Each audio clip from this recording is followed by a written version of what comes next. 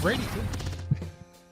Welcome to Fantasy Focus. Today's podcast is presented by Geico. You can watch us every weekday at 11 a.m. Eastern Time on ESPN's Twitter, Facebook, and YouTube feeds, as well as the ESPN app.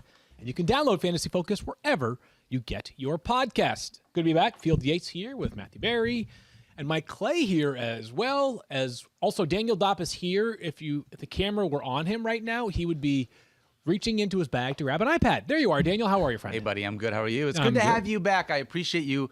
I don't know what you did yesterday. You know what's weird is for those that are unfamiliar, amongst the many people that are involved in management of this podcast are Scott Clark, right? The great Scott Clark, who the insider for the War Room League. Yep. And so he sent me an email. The reason I got Scott Clark is a verb? It's a thing. It's a phrase. Is it a verb, an adjective? I think it's a verb. You got Scott Clark. He Scott Clarked me. Yeah. You got verbed. Yeah. I think it's a verb. It's a verb. It's definitely a verb. In any event, I get home yesterday, and I open up my email. Yep. And I have a note from Scott Clark. Sure. And there's no title. There's no subject, which is always a little bit alarming, right? Like no subject. Like this probably can't be good. Right. And I open it up, and it's just a picture of Wally Pipp. That's it. Ha! Now, are you familiar with Wally Pipp? Yes, of course. Okay, sorry. He's a contemporary of mine. Obviously. Obviously. For those who don't know, Wally Pipp, of course. Wally Pipp was a first baseman, starting first baseman for the New York Yankees, yep. and he got sick one day. Right. And then Lou Gehrig started in his place, and of course Lou Gehrig then set the record for consecutive games played until Cal Ripken obviously ended up breaking it many years later. But like Wally Pipp never got his job back. One day off the job, and next thing you know, he's gone forever. So I'm not sure what Scott was suggesting with that email, but I'm back just maybe for today. Tune in tomorrow to see whether or not Daniel is back in this seat. Yeah, we've got a lot to Or me, please. Yeah. Listen, like That's also very possible. there's a chance I leave every single day. Make no mistake. I try to podcast like every day is my last. Wow. Well done. Yeah, well thanks. done right Leave there. it all out there on the cutting room floor. Well, there was right a college football team that had last play across the back of their helmets, like last podcast. Like Yeah. So like it. do every Something podcast. like that. Shout out Part of My Take for that reference there. So let's get into a couple pieces of news before we get to some rankings talk, because it is, of course, middle of week one, which means we'll dive into ranks for the next 5 days, if you include today as one day. Plus, we're going to plant our flags on some players later on in the show, some bold calls, some things that we feel, I'm not so sure I would say strongly about, but we have an inkling on, and we would not be surprised if those things took place. We'll begin with some news. Le'Veon Bell has signed with the Baltimore Ravens. Practice squad, Matthew. Yeah. Quite a fall from where we were a few years ago. Certainly a little bit of a different standing in the NFL compared to, 2 years ago, when he literally skipped the season because he was trying to sign a record-setting running back contract. He eventually got a very, very lucrative deal, but he planned to be a fixture in the NFL for a long time. He's now on the Ravens practice squad. It sounds like there's a chance he'll eventually be elevated to the 53-man roster. This comes on the heels of the team losing another running back, Justice Hill, to a torn Achilles. He's out for the year. Is there anything of note here, Matthew, other than the name? You tell me, and Mike, I'm curious if you disagree here, but my take on this is that I feel like, and no disrespect intended here, but I feel like at this point in his career, Le'Veon Bell is sort of washed, and that I feel like, that this is much more of a depth signing for the Ravens than it is any sort of fantasy impact. I still, like, if I'm drafting tonight, and we are drafting, you and I are in a league together tonight with War Room League draft tonight, Gus Edwards would be the Ravens running back that I would draft first. I would draft Tyson Williams next. I would not draft Le'Veon Bell. Like, we're in a 16-team league draft tonight, and I don't think Le'Veon Bell should be drafted tonight. I'd be surprised if he were drafted tonight. And if he's a threat to anyone, I suppose Tyson Williams, who we haven't seen in prime time, as it were, if maybe he falters a little bit. But I wonder, Field, that if they had waited 2 days if they'd waited 2 days to sign Le'Veon Bell, if they might have said, like, oh, wait, Latavius Murray's available? Yeah, and we'll get to that in just a moment. But I don't know. I feel like this was just, we need a guy. Possible. I wouldn't be surprised, by the way. Yeah. If I don't think they're done at running back, is my instinct that they could sign other players, which is why right now there is zero fantasy significance other than the fact that it's a really well-known name. So, Mike, rather than sort of continuing to beat the same point into the ground on Le'Veon Bell, let's ask you first about Latavius Murray, who Adam Schefter... Unless you have a different opinion on Le'Veon Bell. You got it right. He's a practice squad running back. He lost his gig to Daryl Williams last year. You don't need him on your rosters right now. All right, so let's get to Latavius Murray then, Mike, who this was not a major surprise if you've been following Saints camp closely. However, Latavius Murray... You weren't here yesterday, but we talked about Tony Jones yesterday. We talked about that we preferred him to Latavius Murray if you were drafting Alvin Kamara's insurance, and we thought there was some standalone value to Tony Jones in 12-team leagues or deeper. And then the Saints... many hours later, basically, underline that point. So they have cut Latavius Murray. Part of this was financially driven. Also, the fact that Tony Jones looked good this preseason. So, Mike, what's the fantasy fallout of Latavius Murray being released in New Orleans? I think Tony Jones just slots right in there to that same role, right? I mean, you have Dwayne Washington, who's the number 3 running back, and he doesn't really get much work on offense, more of a special teamer. So there's a path here for maybe some non-PPR standalone value for Tony Jones Jr. Maybe he gets 10 to 12 carries, some goal line work, maybe 1 or 2 targets per game. So there is some appeal. If you had Murray on your bench, whether it was insurance for Kamara or just a late round running back you wanted to keep stashed, just drop Murray, pick up Tony Jones, and see how it plays out. But nothing more than that. I've had a lot of questions. Should I drop player X for this guy? And usually they're guys drafted in the 9th, 10th, 11th round. The answer is almost always going to be no. He's just a bench stash. Matthew, anything else to add on Latavius Murray being dropped by the Saints and whether he needs to be dropped if you've already drafted him in fantasy leagues? Or would you hold tight? Because you mentioned Baltimore. I think it's too logical for them to not place a call to Latavius Murray. And don't you think of the available running backs right now, and there's not much. I mean, Le'Veon Bell got a job yesterday after basically no interest all offseason. Devontae Freeman also working out for the Ravens. Trenton Cannon working out for the Ravens. Don't you feel like Latavius Murray is one call away from maybe being useful somewhere else? He is.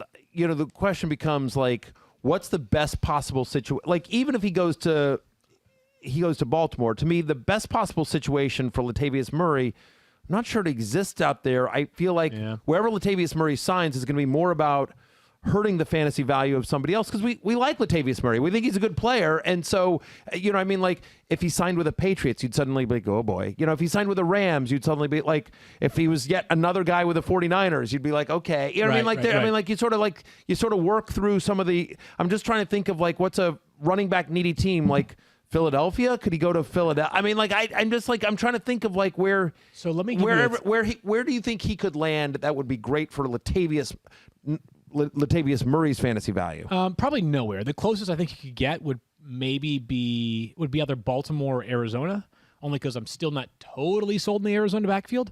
But I think the scenario that I'm sort of examining here, Matthew, I'll throw one out that it just would be sort of interesting. Would be maybe the Chargers.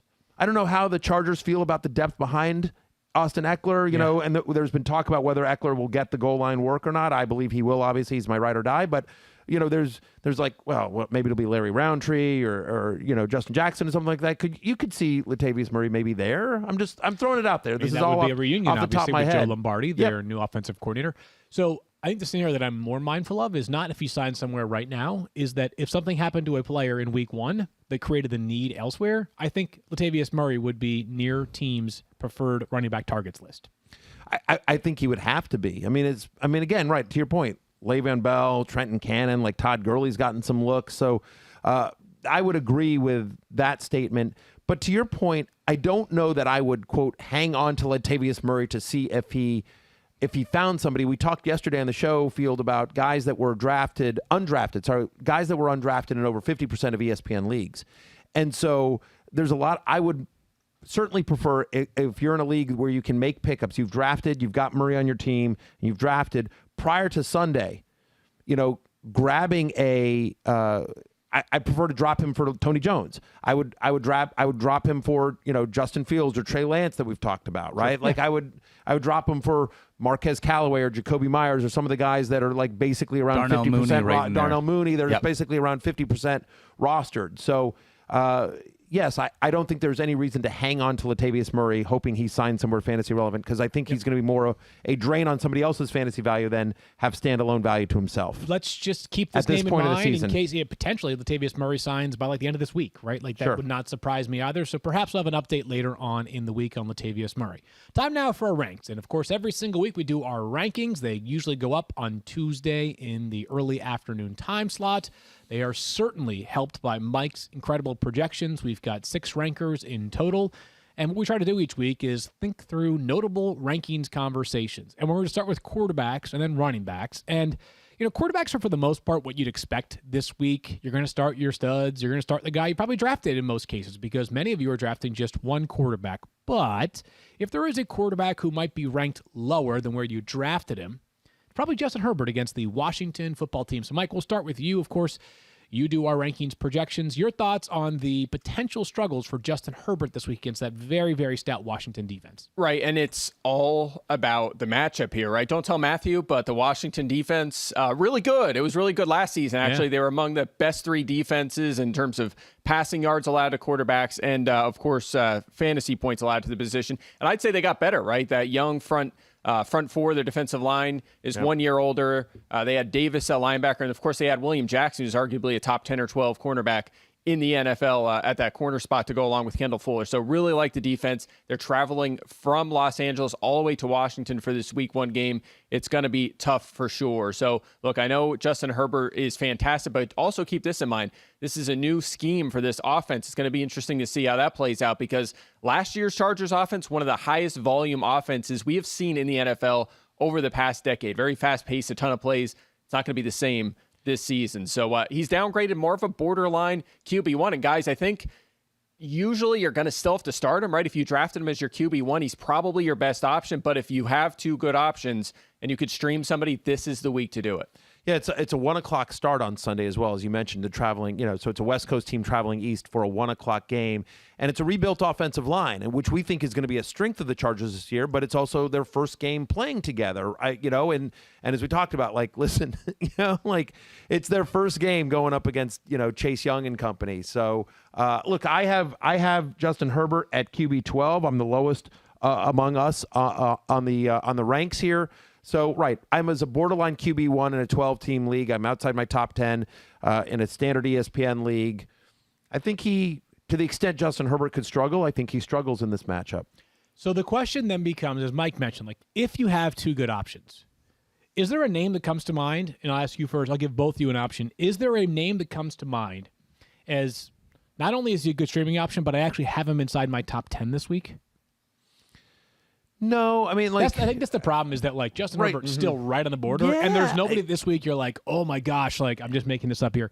Joe Burrow is playing, heck, the Bengals, which I know is not possible, but the point is they have a bad defense, right? You're like, I think Joe Burrow's going to have a massive week this week. I don't know if there is somebody that I'd rather start over Justin Herbert that's likely readily available. Yeah, it'd have to be like Brady, Tannehill, Stafford sort of level, but did people actually draft Herbert and then 2 rounds later draft one of those guys? Probably not, right? But probably not. So just to your point, so Garoppolo plays the Lions. You starting over Justin Herbert? No, of course not. That's my point. that's as good a matchup as you're going to get, right? Yeah, and that's a guy that's available in every league, basically. And so that's my point is that I have Herbert at 12. I'm the lowest on him among the rankers, and I would not drop Latavius Murray to pick up Jimmy Garoppolo to stream him against the Lions. I'd rather just roll with Herbert. So you're not doing. To me, that's the best streaming option. Kirk Cousins plays the Bengals. Kirk Cousins is an interest. He's out there in a lot of leagues. Yeah. That's a borderline call right there. That one actually kind of intrigues me. Right. I'm not going to lie to you. I don't have this dilemma right now. I have 1 league left to draft. I don't think I'll be. I don't. Do I have Herbert in my leagues right now? I might. Right. I'm not. But that one is sort of intriguing because the Bengals are going to be without Trey Waynes as well on Sunday. Yeah. Eli Apple's stepping into a starting role. Yeah. Listen, I have Herbert in 1 league. I'm starting him. Okay. For whatever it's worth. We're lowering expectations for him. Still have him at QB 12. I think there's a tendency sometimes to tinker, and it's still week 1. We don't know what this offense is going to look like. That's what I was just going to say. With where you drafted him in the first round, you probably didn't draft a quarterback behind him that you want to start more this week. I do want to say really quickly before we move on to running backs, Matthew, I think what you're wearing today is a T-shirt 1, in my opinion. Thank you. Yes. And I think this is actually the first day that I prefer your getup over Fields. Wow. You look great today, Matthew. Thank you. I Berry. appreciate that. He's So got a for- shirt on that says, I like margaritas and maybe 3 people. Maybe. So, maybe. I think maybe's the key word in So this, let's this get to whole those T-shirt. 3 then. Let's try to get to 3. Sure. 3 people you like. Well, it changes every day. Okay, right now, presently. There's 3 people in this room. Keep that in mind. Yeah. Yeah, none of them are in this room at the No, moment. okay, Yeah, okay, got it. it's pretty, Wow. Yeah. It's probably, let's see, it's probably... Let me guess. let's Bruce go ahead. Allen. Yes. No, it's Ryan Fitzpatrick. It's my wife. It's Young. Ryan Fitzpatrick and Austin Eckler. Yes. Yeah, those are the 3 Those people are the I like. 3. That's it. No, it's true. Listen, this is bought for me by a friend of mine, by a good friend of mine, who's my friend Brian. So Brian's got to be one of the 3. Yeah, this is an accurate shirt. What can I tell you? I love it. I think it's great. Ain't lying if it's Daniel true. with a great T-shirt as well. Great T-shirt on today. What's Daniel's shirt? It's Holmes.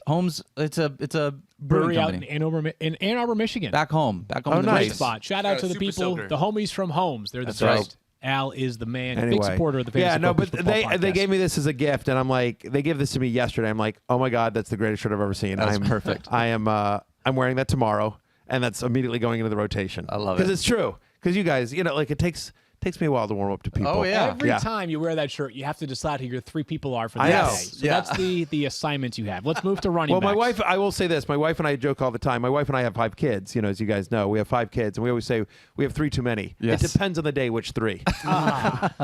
Yes. I like it. There was a guy, I drove behind a guy today with a license plate TMR 90. I was wondering if that was you or one of your kids this morning. Probably not, though. Probably not. Okay, let's Probably move forward not. here to the running backs. And But I like it. I appreciate the suggestion and the shout out. It's a big fan. That's what it is. That's what it is. your initials and your age. Interesting how they came together. Right. The most obvious surprise when looking at the running back rankings this week is that Saquon Barkley is not inside our top 10. Everyone has him outside the top 10. Still a starter because he cracks the top 20, but someone you should maybe temper expectations on. Mike, a few days ago on the show, Stefania said if Saquon Barkley does play, and I'll have to go dig up the tape, so to speak, but she was sort of wary of the possibility of a pitch count. Mm-hmm. How much does that scare you for week 1? And do you feel like you have no other option but to play Saquon Barkley if you drafted him? Because you probably use a top pick on him. Yeah, so I have him projected at 15 touches, which is lower than you would normally expect. This has been the expectation pretty much all offseason, right? That he would perhaps play in week 1, week 2, and be limited in some capacity. So I have him around 15 touches. I was on Jordan Renan's podcast recently. He covers the team for us here at ESPN, and he agreed with that assessment that that's probably the range he's looking at. So expect a little more Devontae Booker, probably not enough to be fantasy relevant, but I think about 15 touches for Barkley is what we're looking at. And for me, that places him as an RB2, right? The guy's super talented. They're going up against a very good Denver defense, but one whose strength is really their secondary, right? So that could lead the Giants to try to run the football a little extra. Maybe that gets Barkley an extra touch or 2, but nonetheless, if you play DFS, maybe stay away this week at his price point. If you're playing in season long, you're right. You still spend a first or maybe early second-round pick on Barkley. You're probably still going to use him. He's probably going to be one of your top 2 running backs, but lower expectations in the short term with the hope that that'll pay off for us down the stretch. That's really been the goal with Barkley the whole draft process. Yeah, Matthew, 2 thoughts here. Is one that there are maybe just 2 players that come to mind when thinking about Saquon Barkley is him and Zeke. It's a long year, my friends. Yeah.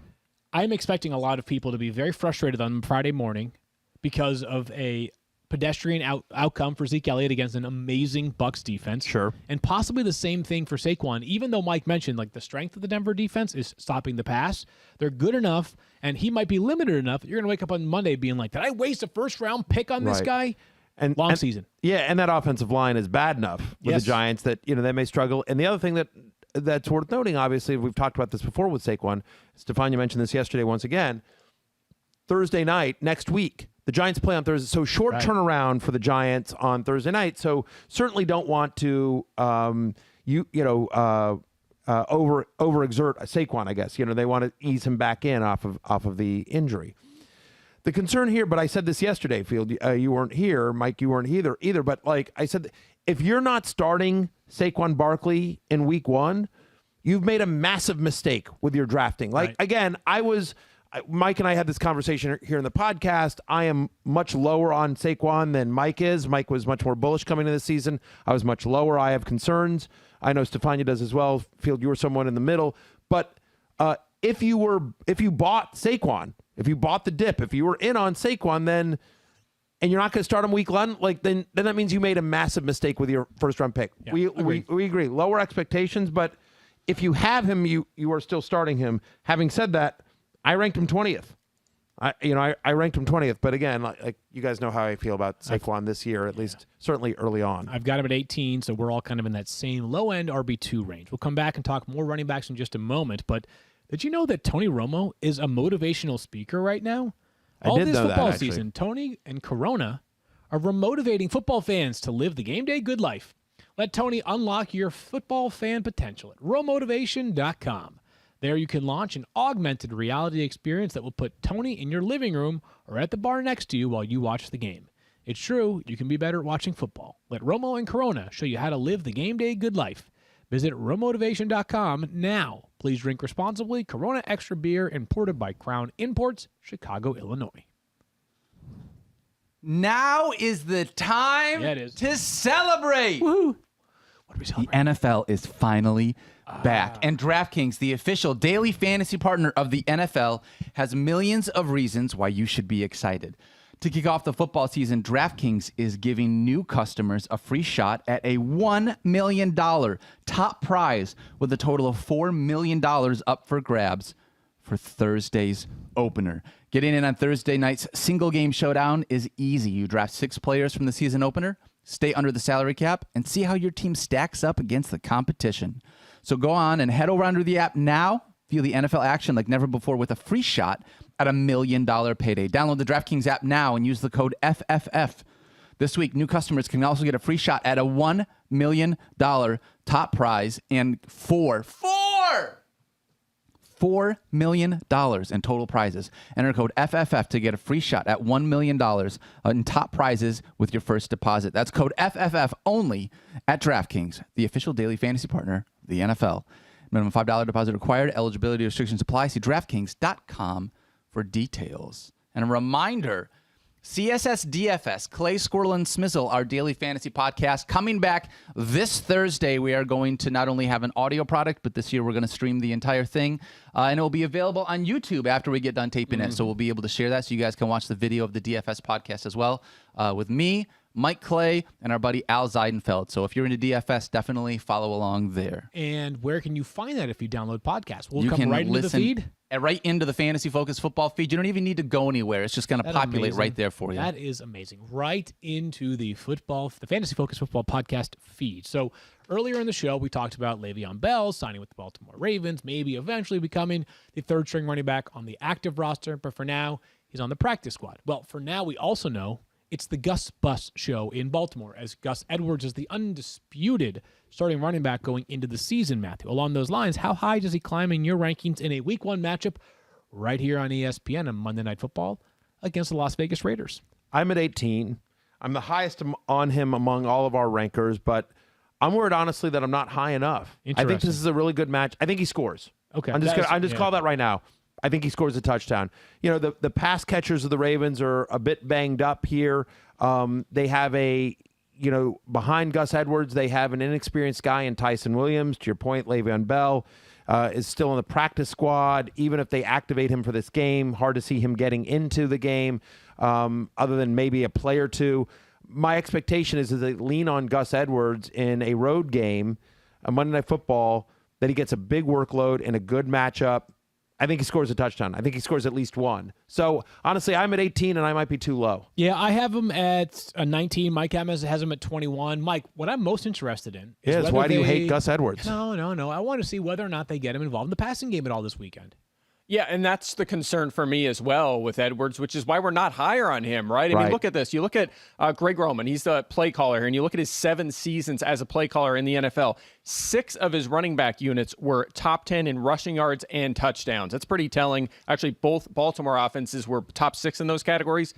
None of the 7 were top 20 in running back targets. None of them. That is a trend, and we've seen it time and time again with Greg Roman. I don't think that changes this season with J.K. Dobbins out of there, right? There was some swirlings. Maybe they would throw more to that position, but without Dobbins, I don't think that happens. However, we're talking about a lot of positives here, with Gus Edwards. A high-scoring offense, a really good matchup against the Raiders defense we expect to struggle certainly early in the season. And look, Edwards has been really good, right? He's been around since 2018. He went undrafted. He is second in yards per carry at 5.2 in the entire NFL, among running backs, of course, during that span. So some things to like, some things not to like. But in PPR, the lack of targets, it is going to limit him a little bit to more of a mid-range to back-end RB2. Non-PPR, though, I certainly feel a little better about him. Yeah, the bottom line is if he scores, you're in business. If not, it could be trouble. Their implied team total is 28 points when you look at the over-unders. And, again, we expect them to be up in this game. We expect them to be running. Mm-hmm. Gus Edwards has 9 career games where he's gotten 15 or more touches. In those games, he's averaging over 93 yards a game, over 5 yards per carry. I think he gets a big workload here. I think he scores a touchdown on Monday night. Yeah. It's Vegas. I'm pushing my chips to the middle on that one. Gus Edwards gets into the end zone on Monday night. All right, so the Rams have a couple of new running backs this year. They've got a potential new starting running back, I should say, and Daryl Henderson, and then also Sonny Michel, acquired in a trade earlier this training camp. Would you start either of these players against the Bears in Week 1, Matthew? A pretty good Bears defense for the most part, and this Rams offense that we think is going to be very, very good with Matthew Stafford under center, but it could be very, very good because they throw for like 5,000 yards and 35 passing touchdowns. Yeah, I mean, the Bears have always played the Rams tough, it feels like, over the years. And so would I start them? It obviously depends on your options. I have Henderson at 26. I have Sonny Michel at 34. So if I'm picking one Rams running back right now, it's Henderson. The expectation here is that Henderson's involved in the passing game here. Again, I have him as a mid-tier flex, so probably not. Yeah. See how this play.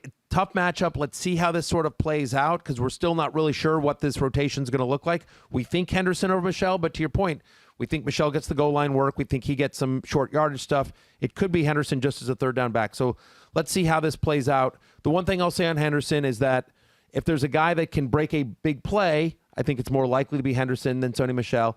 And if they can't run the ball between the tackles, which certainly, teams have struggled to do that against the Bears previously, then Henderson's much more involved in the passing game. And could they try to do those patented Sean McVay, McVay loves that play where the quarterback rolls out right and the running back rolls the other way and they pass it, against the grain and just a throwback screen. Yeah, throwback screen. Yeah, sorry. That's a patented McVay play. They'll just try to do different ways to get the ball in Henderson's hand through the passing game. Yeah, it's a fun play. Yeah, it's a fun play. It's a staple of his offense. There's a couple of different plays that he uses quite a bit in terms of getting the ball to a running back in space. You saw it a lot with Todd Gurley back in the day. I think you'll see some of it with Henderson on Sunday.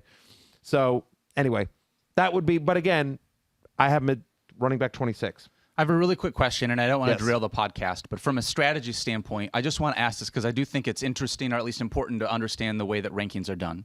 Yes. When you're talking about running back 26, and we obviously say that's a flex play, I think most of the time we would all choose to usually play a wide receiver in the flex over a running back. In PPR scoring. In PPR scoring. And that's it's not across the board, but most of the time we do that. So when you have a running back at 26 as a flex play, you're more than likely saying you have a wide receiver that you would probably play over top of him, but he's still someone you should consider based on who you've got on your bench. Is that fair to say? I think that is fair. I mean, Mike has him at 22. You're slightly higher than myself for Field. Are you more optimistic?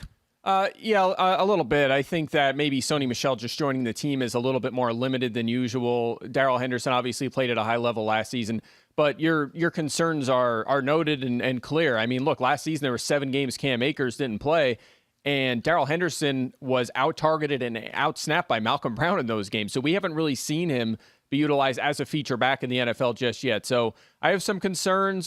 There's some positives here just because he has a path to a big workload behind a good offensive line in a good offense. They're at home. There are positives. So I could see 15 carries, 17 carries, much like Gus Edwards, and that's why I have them back-to-back. I think they're in a similar situation where the carries could be really good and perhaps not as much in the passing work. I know we got to move on, but Mike said noted, your concerns are noted and clear. He didn't say they are right or warranted or correct. He said they are noted and clear. He heard them. Yes. He heard them. So let's, by the way, By the way, I mean, like, English is my second language. I stumble all over my words. The fact that he was able to decipher my concerns is a victory. Noted and clear. That's a W for Matthew. Matthew. So he heard it. That's a victory. Well done. Good job. Let's move on to the wide receivers at this point. And I want to go back to you, Mike. For those that don't know, and I'm not sure how you would not, Mike writes a wide receiver cornerback matchup column every week. And the premise is pretty obvious. By the way, not only does he write it every week, he invented the premise of it. He's the first person to ever explore that sort of angle in fantasy analysis. It is now widely copied. Yes. Often imitated, never duplicated. Right. He is as I always refer to him as, the OG of the wide receiver cornerback matchup premise. And, Mike, that comes out tomorrow, right?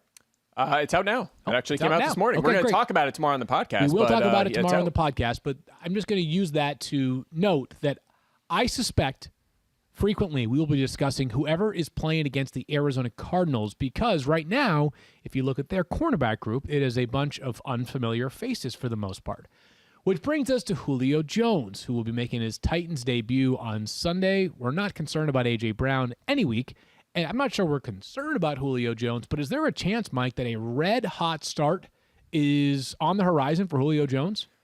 Absolutely. He should be relatively fresh. I know he missed some time leading up to the season, but he should be pretty fresh here. He missed a lot of time last year, had the whole offseason. We're going into week 1. Should be ready to play a full-time role. And you're right, the matchup is outstanding. Let's expand just slightly on those corners. Top 3 corners projected here for Arizona. You have Byron Murphy, who's been solid. He was a second-round pick a couple years ago. He's all right. He can play inside and out. But then you have Robert Alford. He has played 0 snaps over the past 2 seasons. Right. And Marco Wilson, he's a day 3 rookie. So, do you know what is Marco Wilson most known for up to this point? I don't know. Do you recall? What is it? Do you recall this?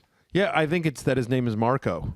That is probably the second thing he's most well known for. But if anybody recalls, last year, Florida and LSU had a game in which a Florida defensive back, after a big play, took the LSU player's cleat and threw it. I remember that. And it resulted in a penalty, and LSU ended up winning Who that was game. it? That was Who was that player? That was Marco Wilson. Oh, Yes. got it. So, Okay. I was able to follow that part. Oh, you got it, yeah. So, Yes. Shoe. He threw a shoe. It might have been Terrace Marshall's shoe, but I could be wrong on that. In any event, interesting. so Marco Wilson, 4th-round pick out of Florida, Mike, he's probably sounds like he's going to start. So you think a big start could be on tap? Matthew, you feel the same way? I do. Look, the over-under in this game is 52. It's one of the highest on the board, and Titans are favored by 3. So it should be, a relatively high-scoring, close game. And you could certainly, we have high expectations for the Arizona offense. So you would expect, obviously, that Tennessee's going to have to match fire with fire. I think that Ryan Tannehill, a veteran quarterback, this is one thing that I think doesn't come up enough, and we've discussed it before in the podcast, but I want to bring it up here because I think it's important. I don't think this goes into fantasy analysis enough. Okay, I think me. just in general for the industry. Yep. I try to put it into my work as much as I can. Okay. But I think in general for the industry that not enough emphasis is placed on these are people. Field, you spent time in the front office of 2 different NFL franchises, so you can speak to this. It's not just numbers and stats. It's not even just film study. The fact of the matter is that these are all people with ego, like any other workplace. Mm-hmm. They have egos and they have jealousies and there's pettiness and there's politics and there's relationships and good relationships and bad relationships. And so I think Ryan Tannehill, a veteran quarterback, right? And A.J. Brown, remember the offseason, A.J. Brown was like, Julio, all the Instagram posts, Julio, come to Tennessee, trying to get Tennessee. Like, they want Julio to fit in. They want him to be a big part of what they're doing in Tennessee. I think that Ryan Tannehill is going to make it a point to try to get Julio Jones going early and often in this game. And I could even see A.J. Brown literally going to Tannehill and saying, like, listen, man, I'll be fine. Don't worry about me. Get it to Julio. You know what I mean? Like, listen, Ryan Tannehill's going to read the coverage and run the plays, but if you're sitting there and you're looking, there are audibles. I mean, I've talked with Matt and Tim Hasselbeck here about, where they would actively seek out one of the players on their team because they knew they needed to get that guy going early or something like that. Like, this is something that is a thought process that happens in NFL locker rooms. I think this is something that Ryan Tannehill and Mike Vrabel and the entire Titans will say, like, we want Julio to get off to a hot start. And if there's ever a good spot to do it against the Cardinals because of, as we described, all those inexperienced cornerbacks. So this week, every single one of us who ranks at ESPN has the same order for the 3 Bengals wide receivers. T. Higgins, and then Tyler Boyd, and then Jamar Chase. Higgins checks in at 23 for Matthew, 25 for Mike and I, and 26 for Daniel. So Matthew, I'll turn to you here. This is supposed to be a revamped Minnesota defense. Yeah. And I think there's a chance it will be a revamped Minnesota defense. But how confident are you that T. Higgins is going to have a big day? Because if last year was any indication, you can throw at will on this Minnesota secondary. I think the Vikings defense will be improved. I know Mike agrees with that as well. Mm-hmm. But I also think the Bengals defense won't be. And I think this Vikings offense doesn't get a lot of love, but between Adam Thielen, Justin Jefferson, and Dalvin Cook, they're going to put up a lot of points. And by the way, a bad offensive line with the Bengals. It's Burrow's first game back. Could you see a strip sack fumble? Could you see a defensive touchdown? I think you could. Or a turnover deep in Cincinnati territory that Minnesota just cashes in. So my expectation here is that Joe Burrow is going to have to throw quite a bit. Remember, at the time that he was injured, this is a guy that led the NFL in passing attempts. Volume was insane for Cincinnati, and when he's throwing, who's he throwing to? He's thrown to the guys that I know he played college ball with Jamar Chase, but T. Higgins is somebody that is a very good wide receiver who had a lot of success with Burrow last year, week 3 through 10. Remember, Burrow was hurt in week 11, but week 3 through 10, Higgins was the 13th best wide receiver on a points per game basis. Took him a couple games to get going, but then from week 3 on, like, they had a connection, those two guys. Burrow also, by the way, and Boyd had a nice connection as well. So my expectation here is that they're going to have to throw a lot. And we like all these guys, but we rank them Higgins, Boyd, and Chase. But it wouldn't surprise me if any of those guys have a big game in what should be a high-volume passing attack for Cincinnati. Mike, anything to add there on that one? No, I'm with you. I do agree that I think T. Higgins will be their clear number 1 wide receiver early on, much like last year, right? Higgins is the top perimeter guy. Tyler Boyd busy in the slot. You'll see a little more out and Tate early on in the season, probably rotating with Chase out of the gate before they really get Chase up to speed in the NFL. To your point, Minnesota defense, don't even look at the stats from last season. It is a completely different defense on paper. You're going to see a lot of new faces and a lot of better faces, a lot of healthy guys, a lot of guys that missed last season. It's a really upgraded unit, and that includes 3 of their top 4 corners, including Patrick Peterson. So that is an upgraded group. But to your point, Matthew, from weeks 2 to 16 last year, he was a part-time player in week 1 and got hurt in week 17, averaged 7.5 targets per game. If he gets into that 7-8 range in this game, he's going to pay off. So, he's a borderline. He was a top 20, we'll say a wide receiver 2 most of last season. Yeah. I think he'll be that again here in week 1. Can't wait to see this matchup. One of the more interesting week 1 matchups. You don't see those two teams play each other frequently. All right, so just like the quarterbacks, top of the tight end position is pretty chalky, right? If you drafted Travis Kelce or George Kittle or Darren Waller, Mark Andrews, who recently got paid. Congratulations to you, Mark Andrews. Very, very much well-deserved. And T.J. Hawkinson and those types, you're going to play them. So we're Mark Andrews is going to have a big game Monday night, too. Think so? I do. Nice. I agree with that. Let's move on, though, to a player who maybe is drafted inside the top 10 for tight ends. He certainly was one last year. And with tight ends, let's just own this. You generally kind of know. Like, it's one of 2 categories. You're definitely starting him, or you're starting him and you're hoping for the best. And I think Robert Tonyan... I mean, you're starting him and hoping for a touchdown.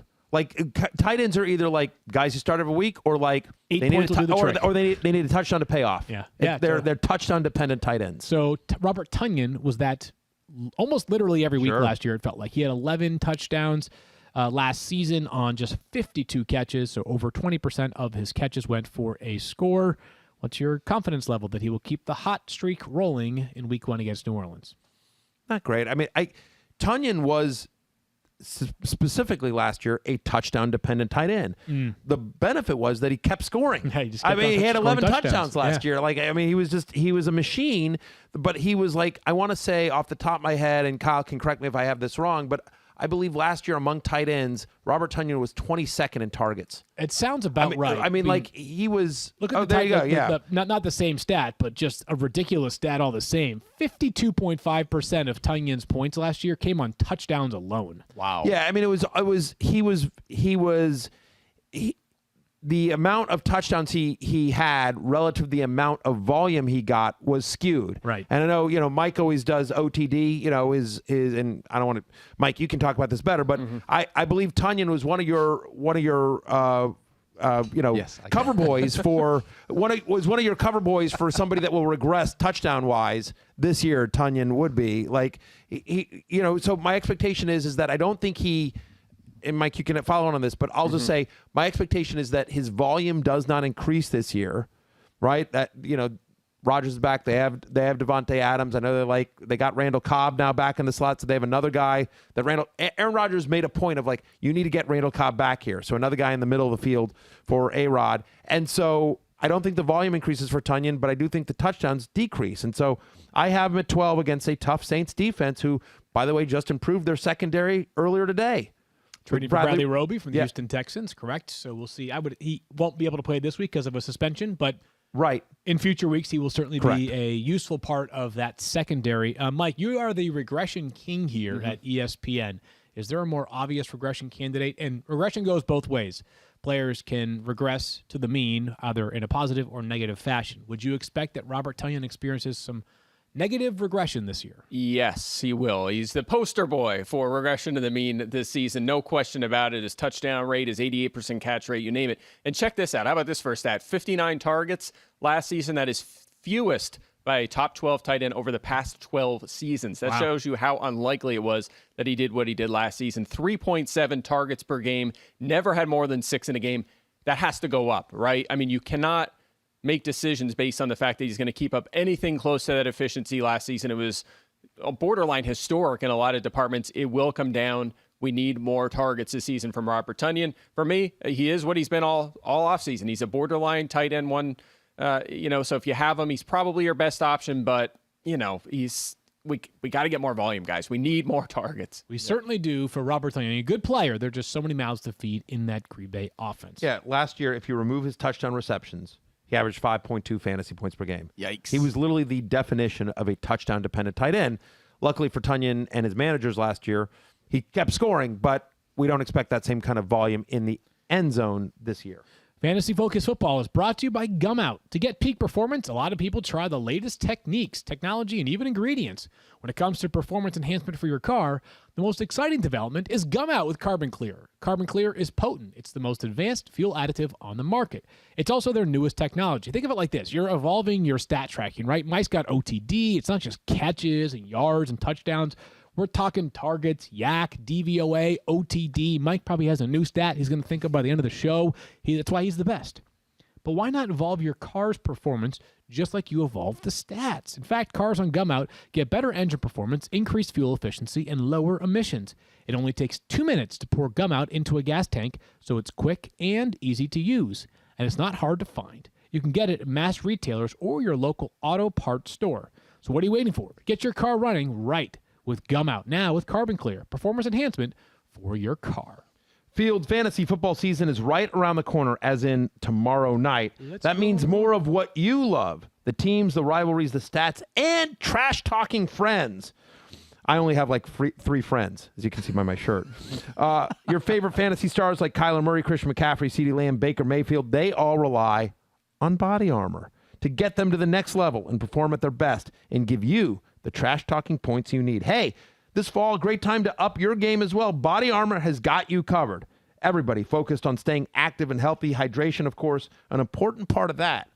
It's more than just a sports drink, right? It is made with potassium-packed electrolytes, antioxidants. There are no artificial sweeteners, flavors, or dyes. It's one of the reasons my kid loves it as well. And now through December 31st, you can buy any one Body Armor product, just one, upload your receipt at bafootballtailgate.com. Again, that's bafootballtailgate.com. And you're going to be entered for a chance to win one of hundreds of amazing prizes for your next tailgate. There's no purchase necessary. It's void where prohibited, and it's open to residents of the U.S. 18 and older. All right, time now for us to get to the next segment of the show, which is questions that we still have as the season is just minutes away from starting tomorrow night. I guess hours would be a more appropriate question I have is, who do you think my 3 people are? I thought you gave us the answer. I did, but I'm just curious who you... It changes every day. Changes every day. Daniel Jones. Stop it. Right.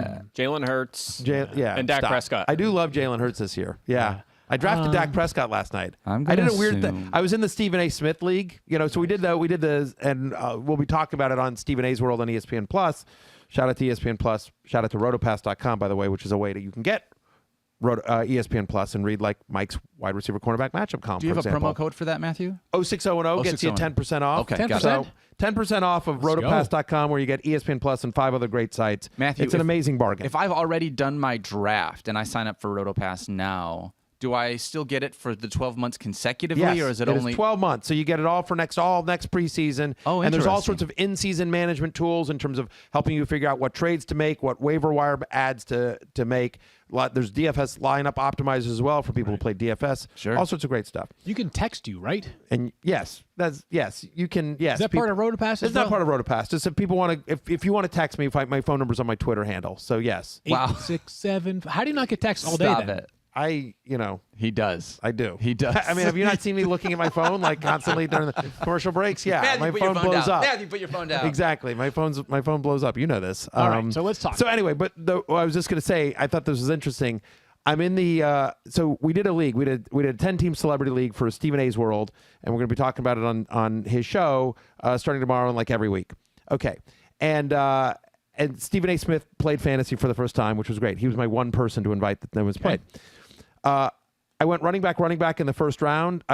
First 2 rounds, wound up with Eckler and Gibson, my ride or die, and Antonio Gibson, who I love. Got Kittle in the third. Came back around in the fourth. The best wide receiver available was CeeDee Lamb. Great. Fine, right? Yeah, exactly. One of Fields' favorites. Came back around in the fifth, and the best available wide receiver was Amari Cooper. So I'm like, all right.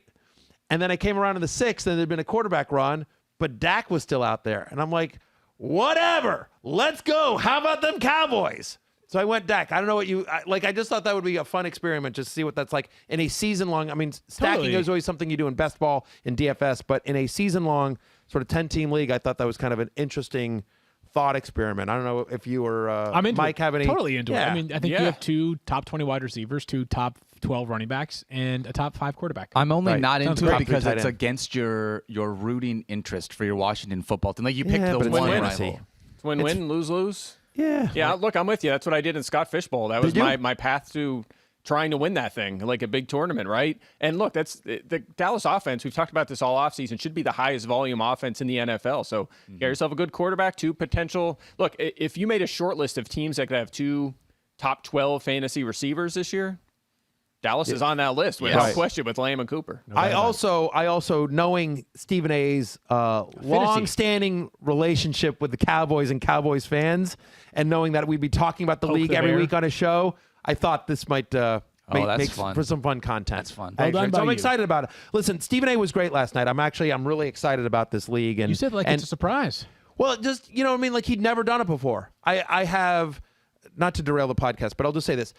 Every year I do 2 things, right? Every year I say, I've already done it. Whatever. I always ask people to invite one person that's never played fantasy. And I have, I've known Stephen A for a decade, and I have asked him every single year to try fantasy football because he is one of, if not the star of ESPN. He's a massive celebrity, and getting somebody like Stephen A to embrace the game and talk about it and it would be great. And just knowing his personality, the frustrations and the joys of fantasy football, I think he would really enjoy it. You know what I mean? And I think it would be great, and I think his fans would enjoy seeing him do that. And he's never wanted to do it until this year. He came to me and said, I'm ready. Let's do a fantasy league. So I was just like, he's like, can you get me a league? I'm like, Stephen, I can get you a league. And so I'm excited about it. So Nice. and I just think it's great for the fantasy football industry. Anytime somebody that has a platform as large as Stephen A's embraces it, it's good for the game. And so I'm just excited about that. And he was all over his Instagram talking about it, today and last night. And so anyway, I'm excited about that. I'm looking forward to him and Michael Irvin doing 8 minutes on Stephen A's matchup every Monday morning. Absolutely. That made for good spirited TV. Let's get to the questions that we still have as we are just about ready to start the NFL regular season. And I grabbed the low-hanging fruit, and I did it because one of us was going to have to do it. And to me, there is no question bigger as we get to the NFL season than Saquon Barkley's health and what he's going to look like this year. It's Saquon Barkley's best, and we know this for a fact. It happened during his rookie season. He is the best player in fantasy football, and he could literally finish as the highest scoring running back, maybe the highest scoring player in fantasy. However, it feels unlikely he'll reach that plateau given the fact that he is currently still getting better from an ACL tear. The Giants have talked about having the bigger picture in mind this year with Saquon Barkley. But what we don't know is that if he's not going to end up as RB1, where is he going to finish? Because if he finishes as somewhere between RB2 and RB6, none of us should be surprised. But we play in the War Room League, Matthew. I have pick 14. I think there's a chance, not a good one, but a chance that Saquon is still there. I think a lot of people are extremely nervous and hoping that somebody else takes Saquon Barkley ahead of them in their drafts. He is the ultimate mystery going into this season. He really is. I will tell you, and I know Mike is going to cringe at this, but I'll just own this. So last night in this Stephen A. league, again, I had picked 7. It's a 10-team league, and Barkley was still there for me in the second. Wow. And in the second, Eckler fell to me at 7. You know, he's my ride or die, and I followed my ranks. But Barkley was there to me in the second, and I'm just like, and then I just said, you know what? I don't have nearly enough Antonio Gibson. I'm just whatever. This is a fun league. I'm going to go with my heart, and I took Antonio Gibson over Saquon Barkley, which is probably the dumb fantasy move, but I'm all in on Antonio Gibson. He's one of my favorite players. It's for my favorite team. It's a fun league. So I passed, and the guy picking after me, Stephen A. Smith. So here's Stephen A. got Zeke and Saquon Barkley for started because he makes me nervous. Like, as we talked about, one of my chicken players. Yeah. Like, and I'm sure that was a massive mistake, and I'm sure 5 weeks from now I'll be like, what was I thinking passing on Saquon for Gibson? But I went with my heart instead of my head. So what was your question then going in? Now that Saquon's been accounted for, what is your one question that you still have going into the year? I think it's backfield usage, right? I mean, I think we still have a lot of places. I think there's a lot of unsettled backfield usage. Like we just talked earlier in the show about the Rams, Henderson and Sony Michel. We don't know exactly how that's going to play out. Do we think New England is all Damian Harris, or is it more Patriot stuff where we see some Stevenson in there and James White as well? Miami and, Myles Gaskin and Malcolm Brown, how does that shake out? And Savon Ahmed, does he get mixed in? We think DeAndre Swift is going to be the starter, but how much does Jamal Williams play? We expect a legitimate role for him. Atlanta, is Mike Davis the guy, or does Wayne Gallman get more work than we think? Well, what's it look like in Buffalo? Murray. What about Jacksonville? Carlos Hyde played a number of snaps with the first team. Like, I don't think James Robinson gets the same kind of volume. So what kind of volume does James Robinson get in Jacksonville? So I think there's just a lot of unsettled backfields that I'm looking forward to seeing sort of how the playing time plays out. I officially like Latavius Murray to Atlanta, by the way. That'd be a nice compliment to Mike Davis. Right? I've just decided that in this moment right now. Mike, what's your one question going into the season? Well, I'll tell you one that's not. It's Saquon Barkley because I drafted him on all of my teams this year. So yeah, you're all in on Saquon Barkley. I'm in denial. He's good. He's good to go. Right. Nothing to worry about there. You must have cringed when you heard me say I took Gibson over Barkley. No, look, I love Gibson too. We're going to talk more about him shortly. Yep. So I do love Gibson. If there was a guy, you're going to go that direction with, fine. But yeah, I've been taking Barkley quite a bit, hoping for the best there. If he struggles, I'm going to be in trouble this season in a lot of leagues. But my big question mark is second-year quarterbacks. You think about. I think we all kind of know Justin Herbert's the real deal. Joe Burrow, we'll see, missed a lot of time last season. Tua Tagovailoa as well in Miami with the better supporting cast, but especially Jalen Hurts, because how often do you see non-first-round quarterbacks as franchise quarterbacks for a long time in the NFL? It's a very, very short list. You could talk about Russell Wilson and Dak Prescott and Tom Brady and who else? I mean, that's it. That's basically the list. So can Jalen Hurts be that next guy? It's going to be really intriguing to see. The guy can run the ball so well. Low completion percentage last year, but he was super aggressive, which was part of the reason for that. Has a better supporting cast than he did down the stretch last season. So super intrigued to see what Jalen Hurts does this season. Daniel, your thoughts on your one question as we get to the season? My one question is, will Myles Gaskin be able to hold off Malcolm Brown enough to be more than just a flex play this season? I really love Myles Gaskin this year, especially after everything that he did last year. He's a fantastic pass catcher.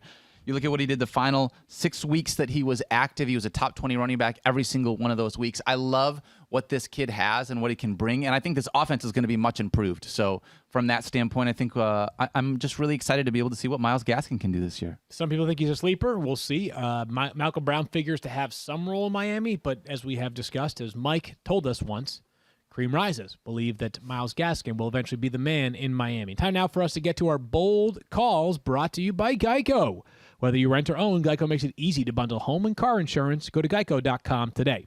And here's the premise. It's a bold call. I don't think I need to explain it, but it's something that we're not necessarily certain about, but something that we have kind of an inkling on. Not something we're saying will happen, but we think it's and it's not expected to happen, but it's something that we think is within the realm of possibility, and that we feel strongly about. So for me, Jonathan Taylor, the Colts running back, will lead the NFL in both rushing yards and rushing touchdowns, something to the vein of 1,400 rushing yards and 15 rushing touchdowns, a monster season for an incredible second-year player. Wow, that is bold. Spicy. My bold. Are we reacting to it, or are we just going on to our own bold calls? You know what we should do? We should do like a spice meter, right? Like how bold is it? I think that's pretty spicy because I'm nervous about Taylor. Does Taylor get the same volume he did last year with a healthy Marlon Mack? Yeah. And by the way, if the Colts fall behind, is it Nyheim Hines or Jonathan Taylor? Now they used Taylor more in the passing game last year than I think people expected. Too. He is, but could they use Hines? Do they spread it around a little bit? Like, in order for him to lead the NFL in rushing yards and rushing touchdowns, he's going to need obviously a lot of volume. No one questions the talent, but does he get the volume he needs to get there? So that would be my question. Okay, your take on yours. Mine is, you just heard Mike Clay talk about Jalen Hurts. Mine is Jalen Hurts finishes the year as the #1 quarterback in fantasy. Ooh, okay, spicy. Look, he was a top last year, just trying to find the field behind a beat-up offensive line and with AAF superstar Greg Ward as his best receiver. Literally, like his starting wide receivers, his first game was Jalen Reagor in his 8th NFL game ever, and Greg Ward, former college quarterback, AAF superstar Greg Ward. Like he and a coaching staff that, by the way, was fighting with the front office, and like the whole thing was a disaster in Philadelphia. Mike knows this all too well. So now he comes in with a new coaching staff that is like, they were like, Nick Sirianni, you need to make Jalen Hurts work. We're not drafting a quarterback. Not worried about Gardner Minshew. I'm not worried about Joe Flacco. Jalen Hurts is the guy. 9th best quarterback in fantasy over the final 4 games. His final 4 games, if you compare him with the final 4 games of Lamar Jackson's rookie year in 2018, he compares favorably across the board in almost every stat. Better offensive line this year, much better offensive line, added weapons. Devonta Smith, I think, is going to be a real boon to that Eagles offense. A whole offseason to come in knowing he's the guy on offense designed around him. The rushing and the passing. Again, Lamar Jackson, after that 2018, ended up being the #1 quarterback in fantasy and the MVP. I'm just saying this is my bold call. Jalen Hurts, #1 quarterback in fantasy. Mike, what do you got? I'm going with the one I've stuck with the entire offseason, which is Antonio Gibson will be the #1 scoring fantasy running back. Look, this guy last season, 13 full games played, 47% of the snaps. Not even half the snaps for this guy. He had 33 carries in college. He looked like he was a polished NFL runner last year at 11 touchdowns, was already a borderline running back 1. And now we expect him. I mean, look, he worked out with the receivers at the combine before last season. We know he has that in the arsenal. I expect him to be utilized more as a pass catcher this season. We know he could run it. That is a really good defense. It's going to be plenty of opportunities for him to run the football. Really excited for Gibson, and I think the sky's the limit for his fantasy output. RB1, that's what I'm going with. There you have it. Okay, I like it. Daniel Dopp, your turn.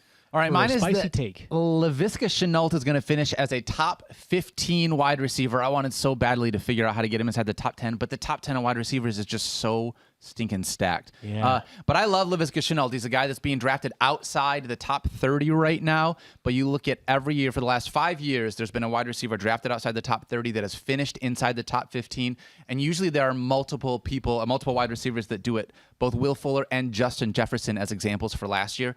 I love Laviska Shenault in this offense with Lawrence under center.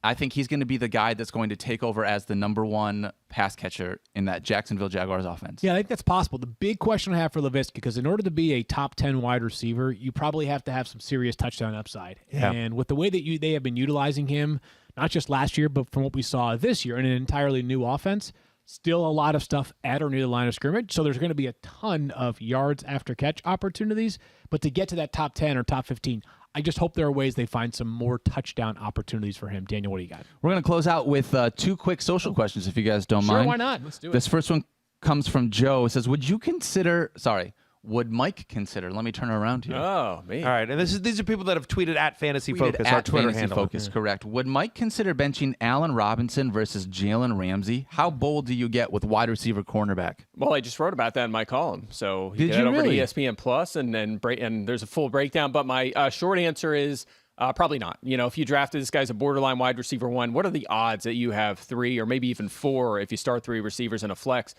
Better wide receivers. It's pretty low. This guy's still super talented. Even if Ramsey shadows him often in this game, it probably won't be close to 100%, maybe like 60, 70%. He'll have some opportunities in this game. And yes, there's a big bust chance relative to usual, but the guy is too good to put on your bench. Start Allen Robinson. Okay. This last question comes from Kurt. Aaron Jones or Austin Eckler in the first round of my PPR draft tonight? Matthew Berry. Austin Eckler. Is that Kurt your friend? No, it's not. Okay. We've already done all of our drafts together. That's like in Cowboy Kurt? It's Cowboy Sam. Cowboy Sam. Sam. Kurt the audio guy. But Kurt's has worked with us. He's done I a know bunch of Kurt. stuff. Okay. I would go with... I have them right next to each other. Yeah. I have Eckler at 6, Aaron Jones at 7, so I don't think you can go wrong, but if you're asking me, I say Eckler. Is one of them your ride or die, Matthew? Eckler is my ride or die. Yeah. He is one of the 3 people I like. There you have it. All right, and with that... He's like a fantasy football version of a margarita. Is what Austin Eckler is. Sad. All right, great show today. Thanks as always to Mike for joining us. We'll see him again tomorrow and plenty throughout the season. Great job. How would Daniel. you do? Austin Eckler, Aaron Jones. Where do you have him ranked? Austin Eckler. Okay. Oh, yeah. I think it's around the horn. Austin Eckler. Yeah, pick your favorite team. I mean, they're right next to each other, right? So but would you? I'm just fine curious. with Eckler. Yeah, I'm fine with Eckler. Love Eckler. Yeah, both are good. Green Bay's you going to have use a lot of higher Austin in your Eckler. personal rank. Pick one. Yeah, Just do it, pick Mike. one. I don't want to. Stinking pick one. All right, well, this show's about to fine, go I'll off in pick like Aaron 5 Jones. seconds. There I'll you go. pick That'll on do the it for other today. way. We're back tomorrow previewing Bucks and Cowboys and wide receiver cornerback matchup for Mike, Matthew, and Daniel. I'm Field. Talk to you tomorrow. Peace out.